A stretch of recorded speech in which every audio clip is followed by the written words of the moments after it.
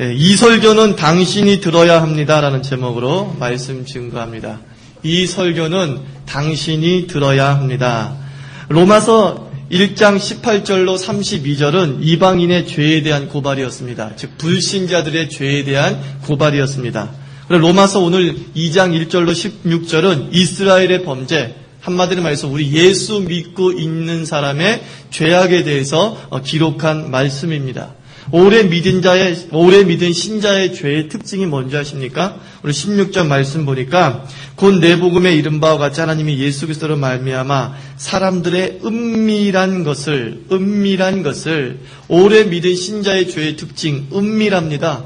표면적으로 죄와 거리가 먼 것처럼 보입니다. 그런데 속을 뒤집어 보면 온갖 죄가 숨겨져 있는 모습이 이 기신자의 삶의 특징입니다. 신앙 연륜이 오래될수록 늘어나는 게 뭐냐? 죄를 숨기는 법이 늘어납니다. 죄를 짓고도 경건한 사람처럼 보이게 하는 위장술이 굉장히 뛰어나집니다. 정말 안타깝습니다. 믿을수록 진실해져야 되는데 믿을수록 위선에 능해지는 것이에요. 죄를 지었음에도 불구하고 죄를 안 지은 척, 불경건하게 살았음에도 불구하고 경건한 척하는 위장술이 뛰어나다는 것이죠. 잠언 16장 2절 사람의 행위가 자기의 보기에는 모두 깨끗하여도 아무리 위장술이 뛰어나다 할지라도 여호와는 심령을 감찰하신다 그랬습니다. 무슨 말씀입니까? 하나님은 속일 수 없다는 거예요. 사람은 속일 수 있으되 하나님은 속일 수 없다. 1983년도에 미국에서 올해의 아버지라고 하는 영광스러운 명예를 얻은 사람이 있습니다. 코도조도 보수. 참 이름이 희한하죠? 코도조도 보수라는 이 남자가 고아 18명을 입양해서 키우던 사람이었습니다. 정말 대단하죠? 상 받을만 하지 않습니까? 근데 알고 보니까 이 코도조도 보수란 사람이 입양된 아이가 14살이나 15살 사춘기를 갓 지나면 한 명씩 성적 놀이개로 삼았다는 것입니다. 그래서 결국 그 마당에 드러나서 체포되어 온 거예요. 입양이라고 하는 허울 좋은 어떤 옷을 입고 난 다음에 그 뒤에서는 자기가 하고 싶은 온갖 죄악을 범하고 있는 모습. 저는 이 코도조도 보수의 행각을 들으면서 교회를 보는 것 같아 안타깝습니다. 신앙이란 허울로 우리의 더러운 행위를 지금 숨기고 있다는 겁니다. 로마서 2장 1절 말씀 보십시오. 그러므로 남을 판단하는 사람아 물론 누구든지 내가 핑계치 못할 것은 남을 판단하는 것으로 내가 너를 정죄함이니 내가 같은 일을 행하고 있다라고 합니다. 남을 정죄합니다. 장로님들이, 권사님들이 오래 믿은 사람이 신자답게 살지 못한다고 비난합니다. 장로가 장로답지 못하다고 뒤에서 수군거립니다. 이렇게 남의 죄를 폭로하는 이유가 뭔지 아십니까? 자기 죄를 숨기기 위해서예요. 내가 비판한 집사님과 나도 똑같이 사기쳤어요. 근데 그게 들통날까봐 적극적인 비난자가 되는 것입니다.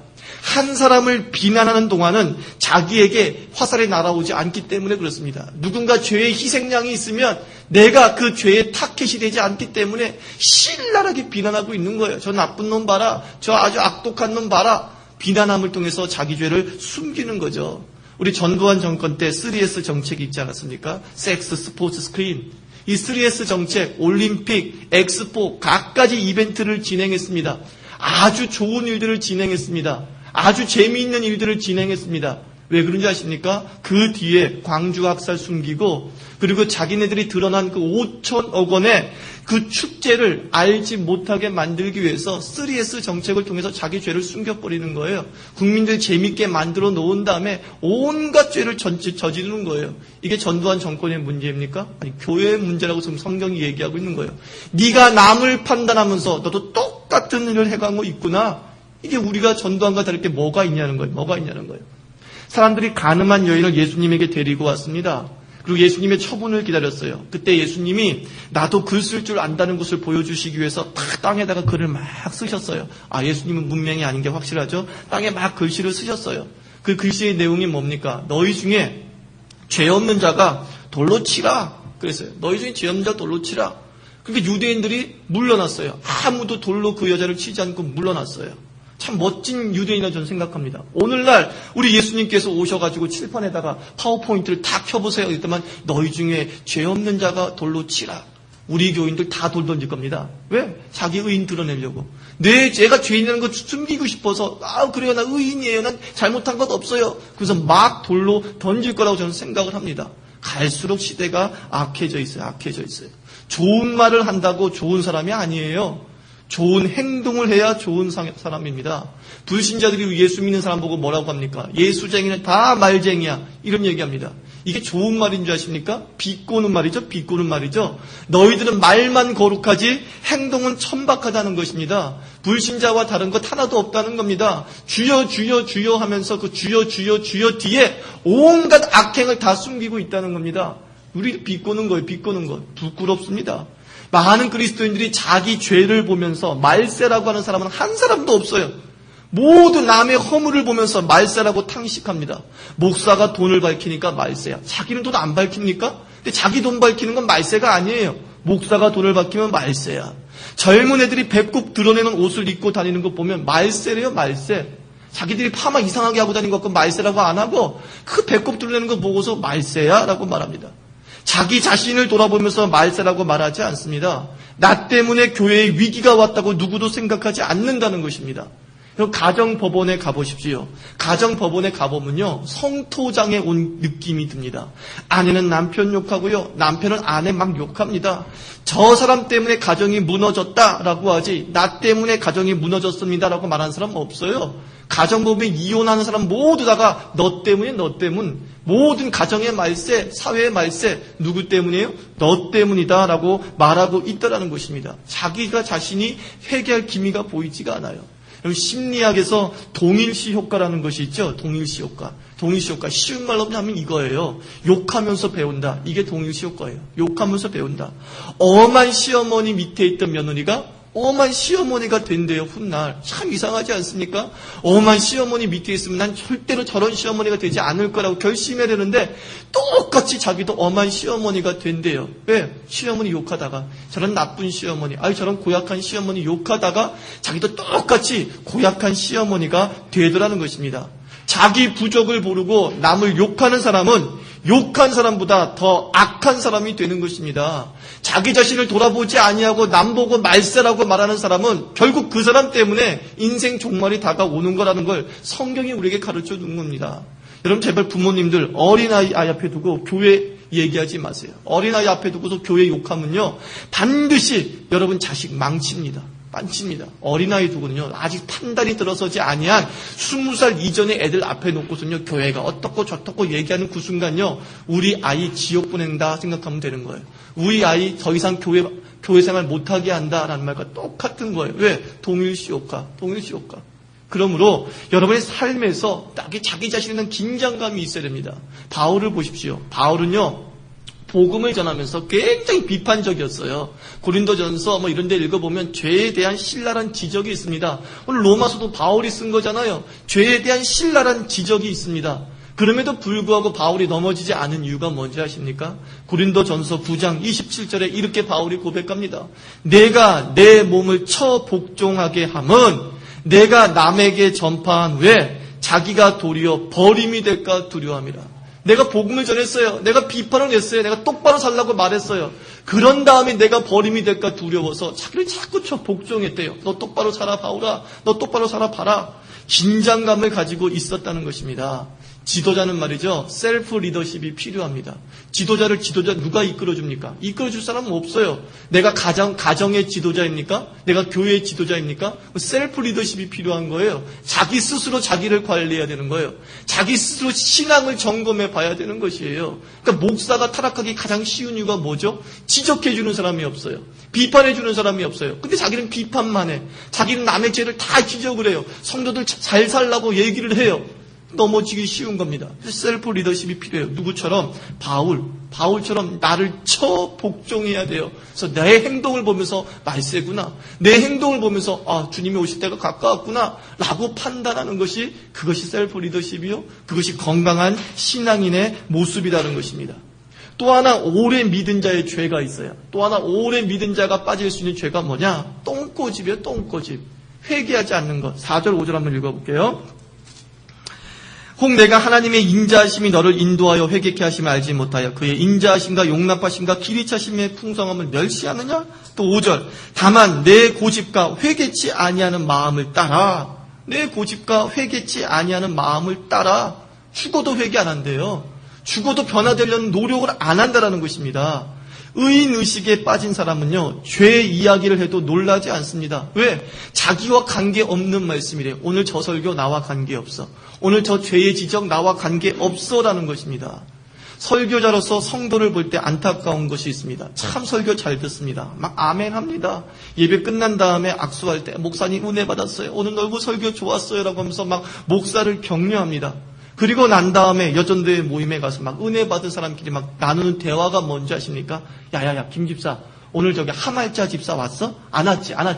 오늘 말씀 그 집사가 들어야 하는 말씀인데 그 집사가 듣고 무너져야 되는데 이런 대화를 하고 있어요.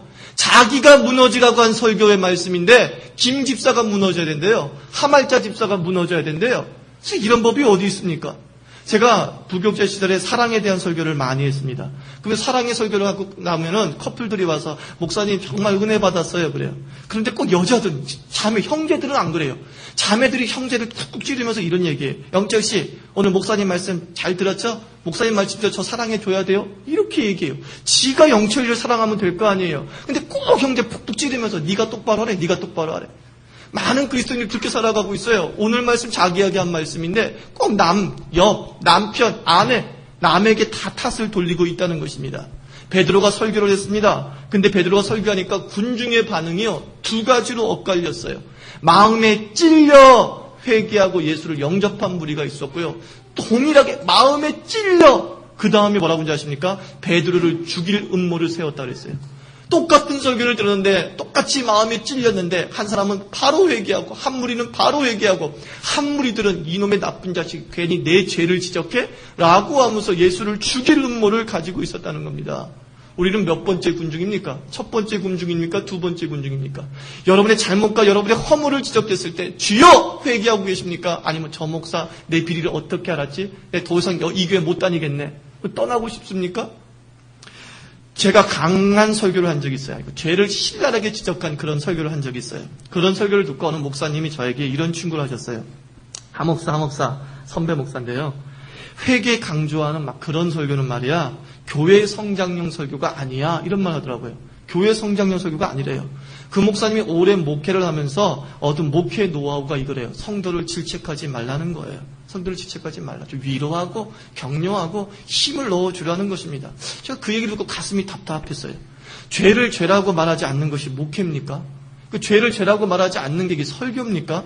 그래서 저는 속으로 이렇게 생각했어요. 저는 죽어도 성장용 설교 안 하겠습니다. 대신에 저는 부흥용 설교를 하겠습니다. 그런 마음 먹었어요. 부흥용 설교. 아직까지 부흥이 안 일어나고 있지만 하여튼 부흥용 설교를 하겠다고 마음을 먹었습니다. 여러분 예수님은 수고하고 무거운 짐진 자들아 다 내게로 오라고 했습니다. 맞습니다. 성도는 격려받아야 됩니다. 성도는 위로받아야 됩니다. 하지만 죄의 문제를 해결하지 않는 위로는 임시 처방일 뿐이다라는 것입니다. 그럼 진정한 은혜를 체험한 사람의 간증을 들어보십시오. 그들은요 죄와 직면했습니다. 죄를 회개했습니다. 그리고 나서 죄를 용서받은 감격에 흥분했어요.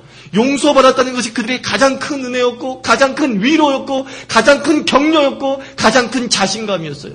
아하, 나 같은 사람도 주님이 사랑해 주시는구나. 이걸 깨달으니까 갑자기 삶의 용기가 생기는 거예요. 그럼 죄의 문제를 해결하지 않는 위로는 임시처방이에요. 죄의 문제를 해결하지 않는 격려는요 단 하루만 흘러가 버리고 말은 진통제와 똑같다라는 것입니다. 다윗이 왜 성군인 줄 아십니까? 다윗이 왜 하나님의 벗이라고 하는 칭호를 받은 줄 아십니까? 시편 40장 7절에서 다윗은 이렇게 고백해요. 그때에 내가 말하기를 내가 왔나이다. 나를 가리켜 기록한 것이 두루마리 책에 있나이다. 나를 가리켜 기록한 것이 두루마리 책에 있나이다.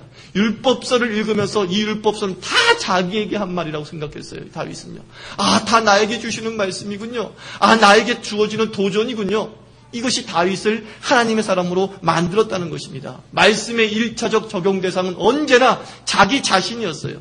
나단 선지자가 와가지고 다윗 왕을 향해서 밧세바와 간음한 것을 지적하지 않았습니까? 당신이 도둑놈이요 라고 지적했어요. 그때 다윗이 어떻게 했습니까? 그 자리에 꼬꾸라져서 회개했어요. 맞습니다. 내가 죄인입니다. 내가 범죄했습니다. 이것이 다윗을 성군으로 만들었어요. 그럼 굳은 살이 베기면 바늘로 찔러도 아프지 않지 않습니까? 굳은 살이 뭐죠? 죽은 살이 굳은 살이에요. 죽은 것은 통감이 없는 거예요. 찔림이 없는 것은 죄가 없어서 아니에요.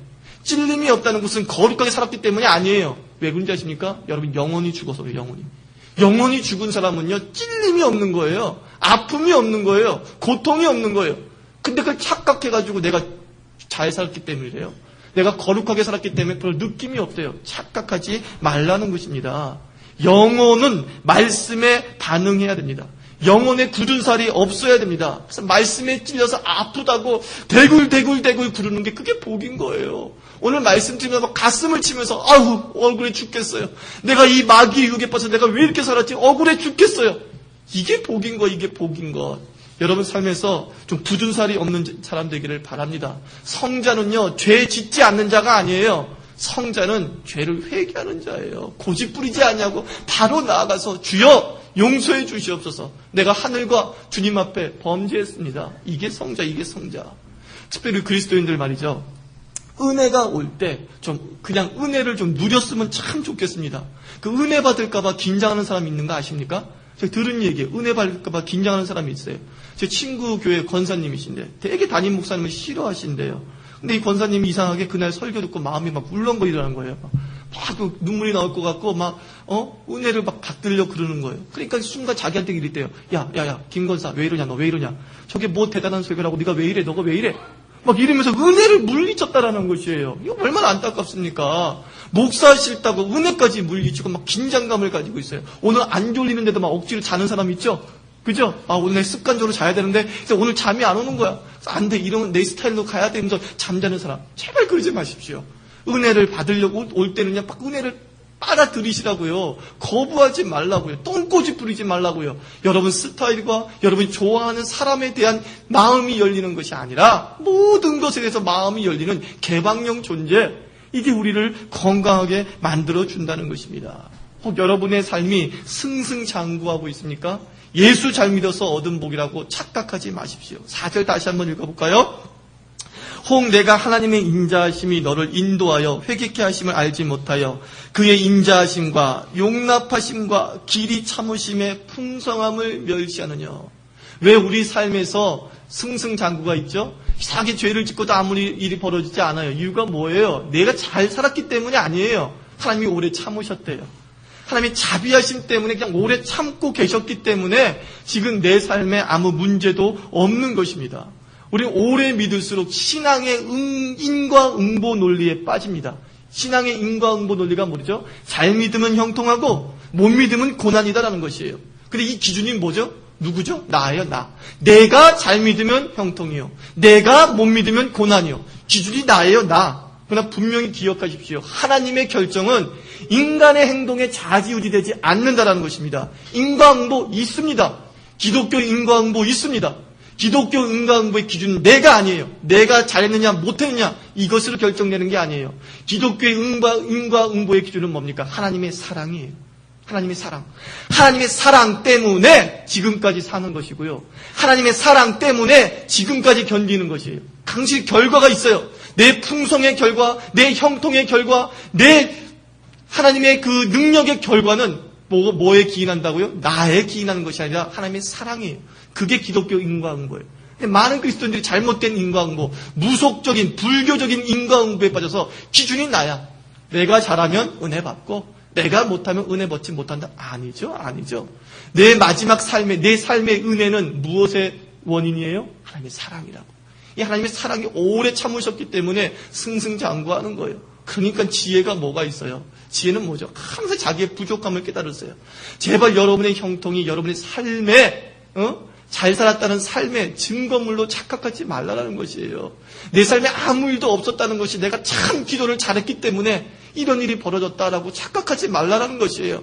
언제나 원인을 누구에게 돌리라고요? 하나님이 나에게 은혜 베풀어 주셔서 부족함에도 불구하고 하나님이 나를 도와주셔서 하나님이 오래 참으셔서 하나님이 자비하셔서 이것이 기독교 인과응보라는 것입니다. 그런데 이것을 멸시하면 끝내 하나님의 사랑을 멸시하고 깨닫지 못하면 어떻게 된다고요? 진노의 잔을 너희에게 어떻게 하겠다? 마시게 하겠다 그랬어요. 하나님의 오래 참으심도 마지막이 있다는 거 기억하십시오.